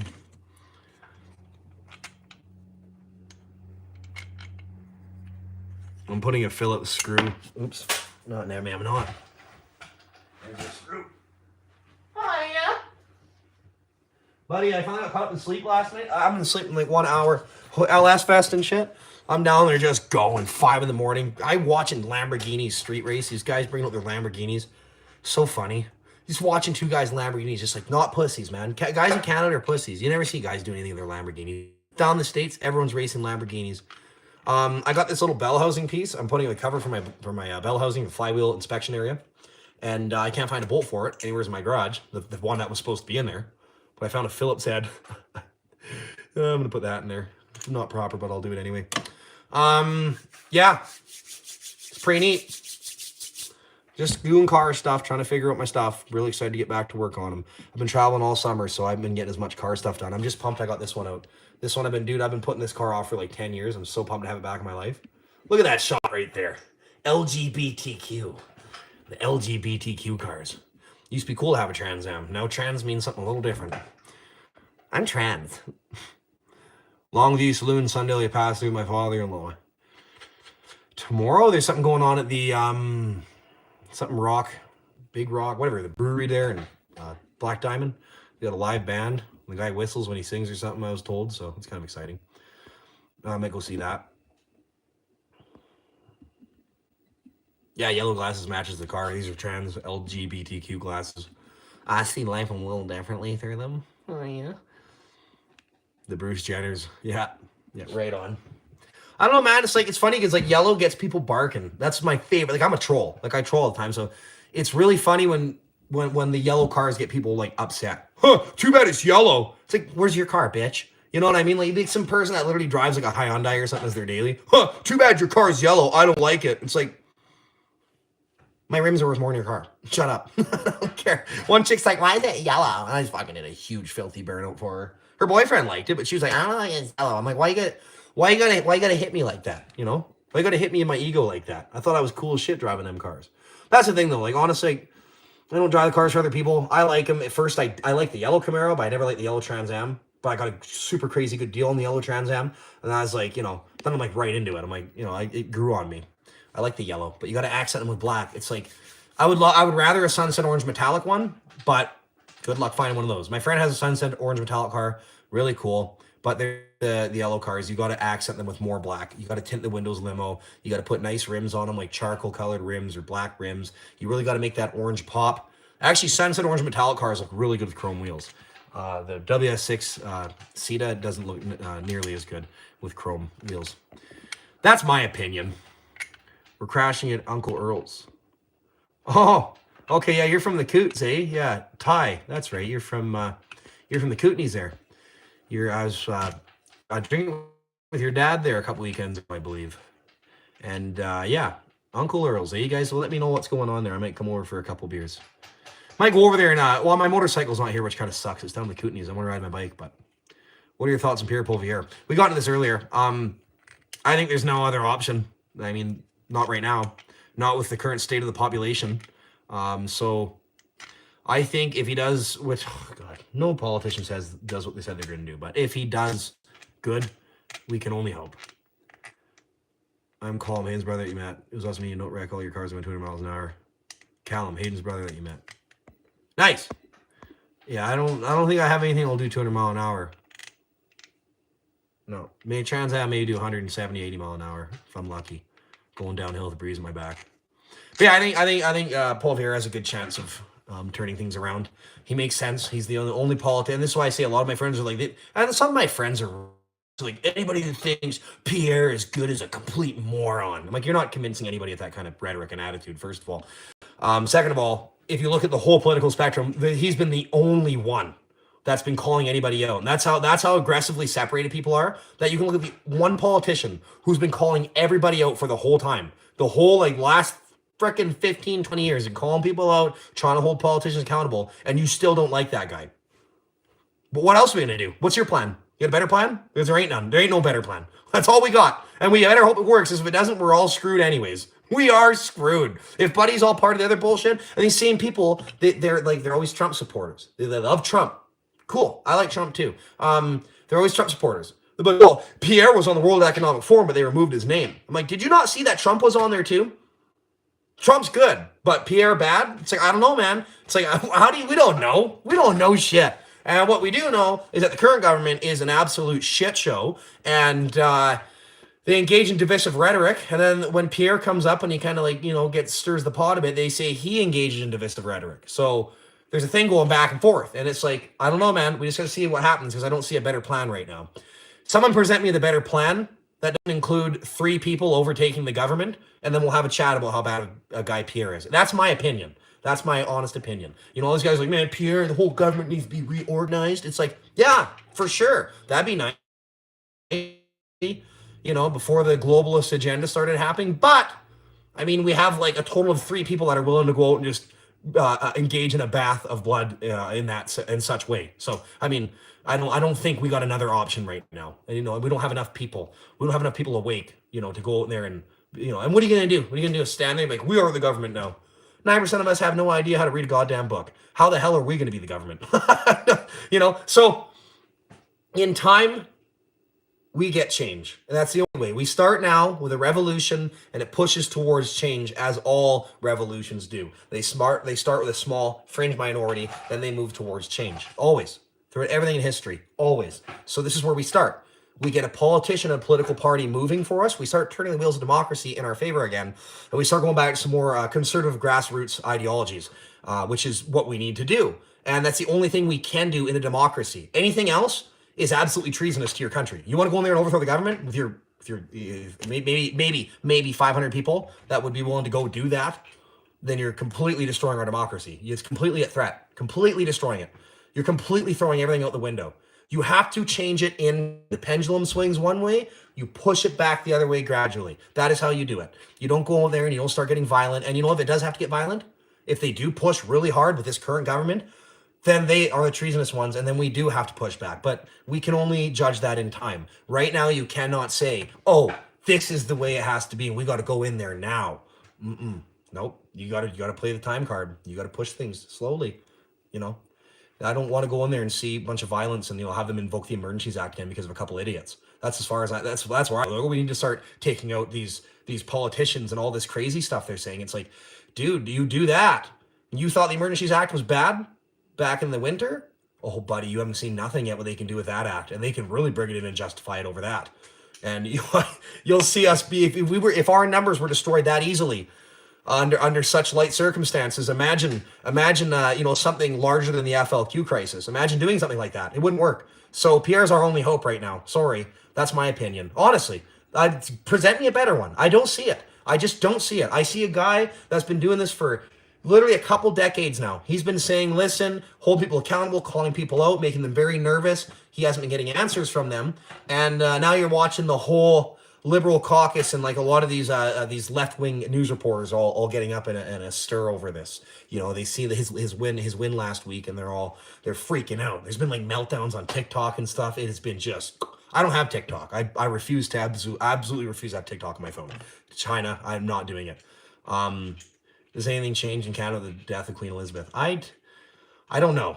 I don't know anything about that. I'm not, like I said, I'm not super educated on that stuff. But it would seem that a lot of people are upset about it, and I don't get into it. I don't get into the super aggressive stuff. Some people are saying, "Oh man, screw her." And other people are like mourning her death. Like, I watch some really powerful figures, very smart people that I watch who are aware of all the globalist stuff and all the crazy things that are going on, but they still pay her their respects to her, and they still talk about her, and they still say she did this and that. Then there's the other people that say she eats babies and drinks their blood, and I'm like, I don't know, man. I never looked into the blood drinking thing, and I've seen the corruption, and obviously it comes from the highest levels. But once again, I mean, you start talking about these old people staying young when they're clearly old and dying, and then you're saying they stay young because they drink baby blood and eat babies.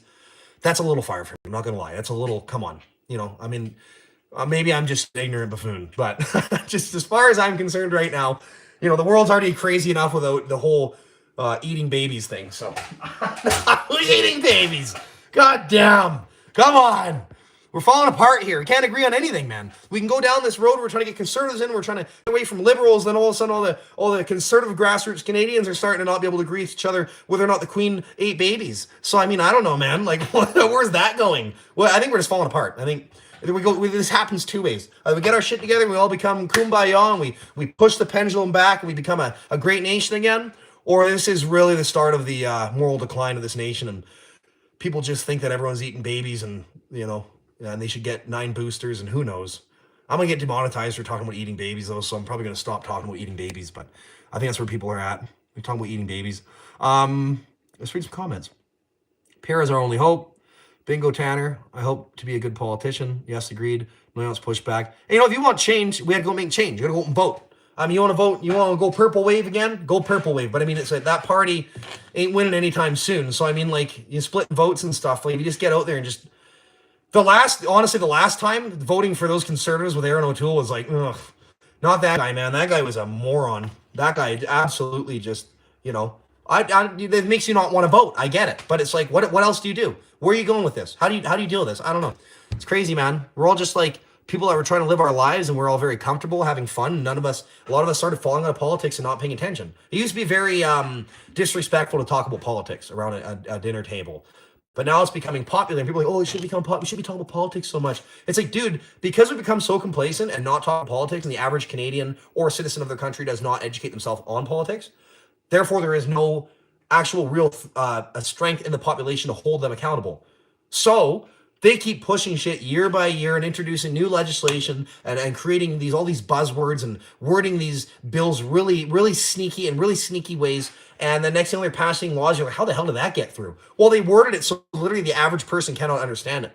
And it's not like the average person is stupid. It's just like the way you word it is just like, buddy, we're not aliens. And they know that. That's why they do it. They word these laws so... Oh, they're so manipulative, man. It's so crazy. And that's why when Pierre talks about, let's start using words people understand. And people are like, some liberals that are like, they think they're educated. They're, well, it's because everyone's stupid. It's like, no, you are a moron, because if 90% of your country is not a super educated, wealthy person that lives in Ottawa. And you liberals over there, you can laugh about that. But 90% of the country is like grassroots or blue collar Canadians who are just trying to push the world or the country forward and make it just a better place.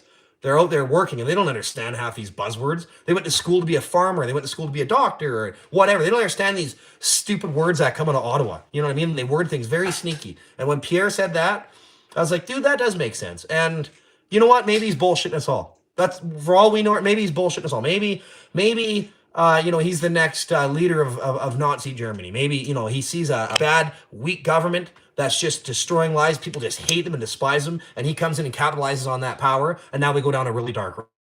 Either way, we ain't preventing it.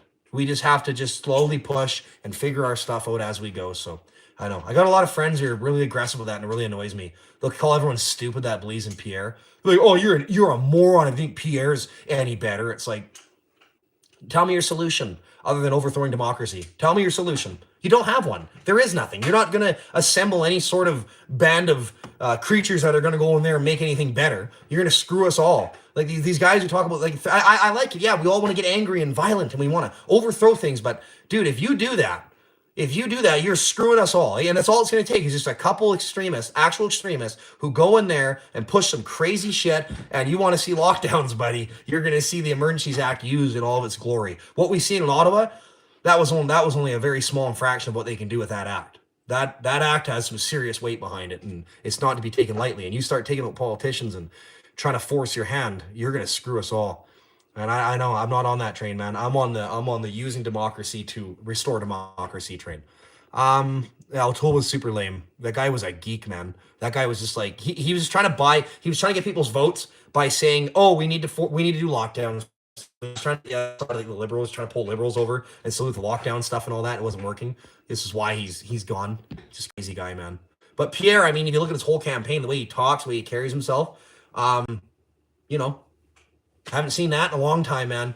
Really haven't seen that in a long time. So it's kind of nice to see, a guy going out there and calling people out. So a lot of people like Trump, but they're saying Pierre is like Trump era politics. They're saying he is like, he's like Trump, or he's like a far right wing extremist American politics. It's like, dude. They're saying the other day on Global News how he engages in this divisive rhetoric and stuff. It's like, dude, the guy you're always praising, Justin Trudeau, you're always praising him, but he was literally, he turned the country, people in this country on each other and made them second-class citizens that they didn't want to get he made them second-class citizens. He made it. What are you talking about? Divisive rhetoric. That's how bought out they are. That's how corrupt the system is. That's the issue. That's them. The people who control the minds of the people in this country, the media, that stuff, dude. That's where the problem lies, really there in the government, the liberal government. But you know what I'm saying. Politics directly affects everyone's life, so people ought to be informed and pay attention. They do, which is why everyone's like, can we not talk about politics? And it's like, dude, we should all care about politics. I cared about it for years. That's why I ended up going to Ottawa. I cared about it. And I talked about it. Everyone's like, man, just quit talking. We're not going to do anything anyways. I'm like, when I get a chance, man, when the time is right, I'm going. What are you going to do on your own? You're not going to go there and scream at the wall for 6 months. And some people did, and I get it. But you wait until there's enough people that are like, you know what, it's time, and then it happens. Something triggers that's just boom, it triggers, and you all get together and you try to make change. And we did. We started a revolution. They pushed us into a corner for years and years. It's been happening since 2009, 2010, when the really aggressive rhetoric started coming along, the forced stuff, the far left leaning agenda. This shit's been cooking up for years. But 2010, 2015, that's when it started getting bad. And they're pushing us back, and we're just sitting there we want to live our life. We want to live our life. We want nothing to do with politics. We want nothing to do with any of this stuff. We want to live our lives. We don't want to get involved. We don't want to be a part of this. We want nothing to do with it. And that's what we're comfortable. We're complacent. We're becoming weak as a society.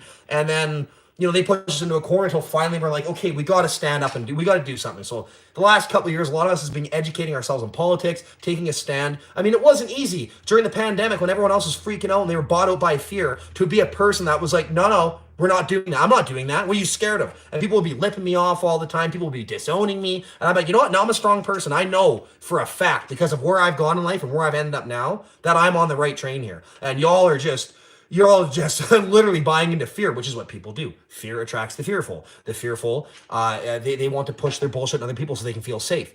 This has happened many times throughout history. It always happens. And people can't see it because they don't care about politics. They don't pay attention to history. They don't pay attention to anything. So they're going to try to push you into a corner. Then then all of a sudden you're like, all right, it's time. And when the time happens, you see the time's right, you feel the wave, you grab the vibes, and you get on the train and you try to make change. We started a fucking revolution in Ottawa, and we are now pushing back. And it's going to take years, and they're going to be uncomfortable years, because we're in a phase right now where humanity is weak. We're complacent, we're weak, but we're starting to push back. We're going through hard times, and we're going to go through more hard times. And we're going to take 10, 15 years to push this shit back to some sort of actual reality where we're, you know, a little more conservative and a little less progressive, you know, because we're being super progressive, like way, like over, like crazy stuff's going on, man, like crazy stuff. Like there's something seen the other day, like, I mean, like, I cannot stand what's his name? He's the night show host, Jimmy Kimmel. I cannot stand that guy. That guy just makes my skin crawl. Him and that other asshole, Stephen Colbert. But that thing the other day where Jimmy Kimmel lays down on the stage when the Black Woman's Award is going on, then they make it about racism. And they're like, oh, he's racist because a black woman's getting an award. He was trying to do a funny, stupid joke like he always does that are just cringy as frig, and it didn't work out. But they called him racist. So now it's funny seeing this racist train come for all these left-wing lunatics. So it's like, now you're going to see. You started this beast. It's coming for you now. You're going to see it all. All this shit where, oh, it's racist. I hope Jimmy Kimmel does like an apology or something stupid like that. So funny, man. See where this is all going. It's all, you can only go so far until people start to be like, okay, get out of here, man. You know, and then you got to start some sort of a, I don't think we'll ever see a civil war, but, you know, some sort of an actual uprising, like a real uprising. But, and that all started in Ottawa back in January. It changed my mind. So let's go through here again. Go do some reading here. I've been ranting for a bit. Talk to farmers, doctors, hunters, nurses, shelter builders, gatherers, fighters, military. You get people with skills, unite now, and trades, goods, services, prep. Yeah. And you do need people like that. Those people are, anytime I meet someone who's like that, who's a provider for their family, and they go out and they actually work, I mean, a lot of these people are usually pretty strong and pretty, they're full of critical, independent thought. And they don't fall for this shit. And they're always the most beautiful, coolest people. I know people, man. I hang with people. I've traveled across this country back and forth hundreds of times. I've been to the States. I've been around. I've lived in the bush. I've met people everywhere. I know people, and I know that what they're telling us about these people, 70% of Canadians don't agree. It's like, no, man. Where are those stats coming from? Some stupid study by a liberal sponsored study agency? Get out of here. Whatever. This is myself on BC. Yeah. Be on a watch list. We're all, I'm probably on a watch list. He's adopted. His mother, teen mother, is supposed to be statistic. Yeah, no, Pierre, definitely. He's got a cool story, man, and his wife's got a cool story. Like, look into them. But they feel like they're global elitists because they were on the World Economic Forum for a month, and they took their names off so they wouldn't. It's like, I don't know, man. Then the same people will tell you Donald Trump's like the best, and he was pretty cool. Did some cool stuff. Stats show that. But then those same people like Donald Trump don't realize he was also part of the World Economic Forum. Well, how do you figure that one out, right? There's literally videos of him speaking on the World, but people don't watch those videos. They don't pay attention. So they're like, oh, Pierre's on the World Economic Forum, but Trump was. It's like, oh man, whatever. It's too crazy. Everything's too crazy right now. Say what you want about the Queen. She was a great lover. Aren't you a lucky man? Everything is political. Cars are political, dude. F Joe Biden. I'm walking around LS Fest saying that. People say it back. You know, no one likes Joe Biden in Kentucky. If you do, you're living in the wrong place, man. Yeah, most people shouldn't be on the internet. Yeah, I don't know. Some people crazy. Like, I don't think anyone's eating babies. I don't know, man. Maybe they are. Some of this stuff, and then it gets on the flat earth thing. I'm not a flat earther by any means. You know, maybe they didn't land on the moon, but I don't believe the earth's flat. Let's see some of these comments. Everything's political. Yeah, everything can. God bless you. 100% truth. I was in the kitchen when I heard you say, what's with the Jimmy Kimmel guy? He makes my skin crawl. Yeah, he does, man. He grinds my gears. Like Peter Griffin said, he grinds my gears. Lobster and beer. I'd love to come out to these. I've never been to the East Coast. I've been like, farthest I've been is up the St. Lawrence in Quebec. So I can't say I've ever traveled across country, but I've definitely been across country quite a bit. But yeah, I don't like, dude, Jimmy Kimmel, like that guy's, oh man, him and that other asshole, like they just, all of them, they're all just weirdos, dude. They're all just like, they're on a moral superiority high horse, trying to imagine some life they live in where, you know, like it's just they're doing the right thing and they feel really good because of it. It's so crazy. They're so nuts. And they're going to watch it all burn down. It's just going to take time. The shitty thing is none of them will admit it. They'll just slowly back off the rhetoric like CNN's doing right now and CTV. And some of these guys, they'll slowly back down the rhetoric and they'll try to go, we got a little more centralized. It's like, yeah, because all the left-wing shit's getting crazy. Like CNN, Jeff Zucker got bought up by this other guy. And now they fired Brian Stelter, which was like, I didn't believe in God until that day when Brian Stelter was canned and he had that really aggressive, stupid moron Mr. Potato Head speech. Fuck you, you stupid. That speech he went out with was just the perfect ending for him. And I know he's going to be on another news network. I know he's going to, Brian Stelter's going to be on another news network and you're out to hear his stupid, he's spitting everywhere, his potato chips. What an absolute animal of a human. That guy, the day he was let go and he had that stupid speech, it was such an embarrassing speech to end his just absolute irrelevant legacy. So good, but now CNN's moving towards the middle. They're moving away from far left stuff because they see the Democrats in the states losing support. It's so obvious. Why are you losing support? You're crazy. Crazy doesn't last long, man. Think about everyone you know that's been with a crazy girl or a chick that's been with a crazy dude. You're like, how are they together? And they're like, no, we're fine. Everything's great. It just goes on for like 5 years maybe. It's brutal breakup. Brutal. Yeah, fuck him. Yeah, they get into a fight, maybe a domestic assault. There's some charges. There's kids involved. It's like, where do you think that was going to go? Crazy never wins, man. Never. Crazy always just comes crashing down. And that's where we're heading right now. They went like this. We hit the peak of crazy. Now it's like, oh, here we go. Roller coaster down. Blow it all up. Burn it all to the ground. That's what's happening, man. LGBTQ plus 5, 6. You're changing your child's gender and stuff. It's like, I don't know, man. I don't know what's going to happen. But I'm getting a little aggressive right now. I'm going to get demonetized in this stream. And if I do, whatever. I just think it's crazy. Yeah, crazy never wins, man. Trust me, I've watched crazy my whole life. I've tried to avoid it like a black plague. So when it started happening on the highest levels in our country, I was like, it's going to be a bad breakup. Yeah, you wait. Oh, yes, you're going to come burning down. And it is, man. Just look at all these people right now. It's like they're just losing their minds. There's literally people that believe a doctor's mask is...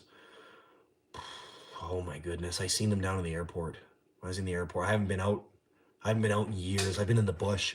I've been going to places. I haven't been in planes. I haven't been in restaurants and stuff. I've been out in the wilderness, learning more about people and places and how to survive.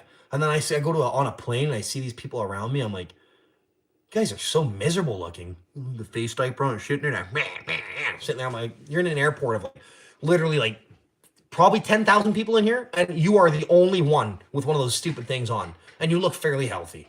It doesn't matter if you look fairly healthy. It doesn't make any sense. Because the media, they're still watching the media. They're like zombies on their phones. It's so crazy, dude. Oh, I'm done with it. I don't know. And then they're saying it's coming back this winter, which we all predicted anyways. They take them off. They leave a clause in place. They can bring restrictions back. Why didn't they leave that in place? Ron DeSantis, like, that guy needs to be the freaking president. It's so funny watching him too. He's the guy at the front of the spear right now. Him, you know, these other guys like Dave Rubin, Ben Shapiro, the Daily Wire, Jordan Peterson, all these people, man. Then even like people on the left or on the right will tell you, oh, Jordan Peterson, he's also a bot-out operative. It's like, what are you saying, man? We're all going to lose our sanity here. You can't believe in a guy like Jordan Peterson, you're gone. You're gone, dude. You're so far down the conspiracy hole, you just don't even know your own asshole from the back of your hand. Like, quit wiping with your hand. Use some toilet paper or some water. We've learned we need water if the toilet paper goes missing. Yeah, face diapers. I don't know, man. I'm so sick of it all. It's all crazy, but it's kind of fun. Honestly, here's the thing. If it wasn't this crazy, it wouldn't be as fun. It wouldn't be as interesting to see. You know what I'm saying? Like it's just like if everyone was just chill right now, we'd be getting weak again and just chilling, having fun. Life's super good. But when things get intense like that, it's really entertaining. It's kind of fun. I'm not gonna lie. You know? It's like when you're kind of feeling sorry for yourself, you're like, kind of feels good to weep in your sorrow. It's like that. It's almost like if we didn't have cats. What would we be saying if we didn't have, like, people are assholes to cats. They don't like, oh, fuck my fucking cat shit on the floor. It's like, dude, if you didn't have that cat, I know what you'd be saying. Imagine a world where we had miniature versions of tigers as pets. That's what it's like, man. If we didn't have this crazy, like, this discontentness and this stupid government and this shit show of people screaming at people on planes and, you know, trying to misgender each other and all this crazy stuff, I don't think the world would be as fun. Let's just be appreciative for some of this shit, you know? And let's just watch the world burn together. And let's just appreciate cats more. Let's appreciate cats a little more. Cats are pretty dope. Oh, man. House tigers. I got 4 of them. I got 4 house tigers. They're all assholes. Maybe we don't need them. Because I'm getting tired. Yeah, I'm getting tired. I'm going to go in, get some sleep. I got to bed early tonight. Have some fun. Catch up on some stuff. Eat some food. Meow. I have 2. Helen's got 2 beautiful cats. You need 6 cats. I should go back down to 2 cats. Oh, they're fighting outside right now. They're fighting. Look at this.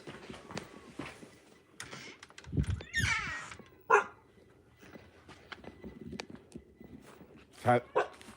Oh, they're under here. Belle, shut up. The cats are fighting.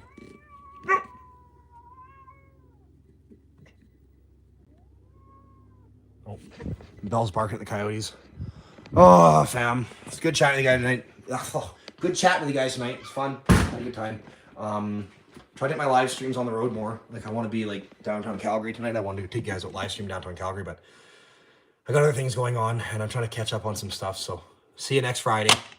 Enjoy the night. Thanks for coming out. Thanks for all your support. And yeah, catch you next week.